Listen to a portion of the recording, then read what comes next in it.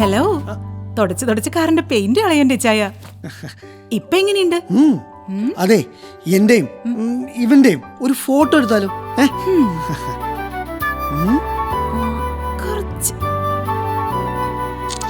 കഴിഞ്ഞോ? ആഹാ,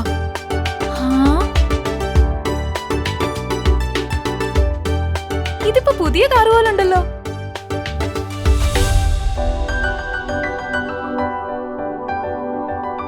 കൊള്ളാലോ.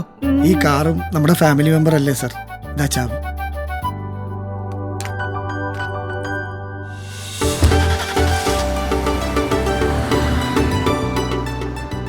നീ ആ ഫോട്ടോ കാണിക്ക്.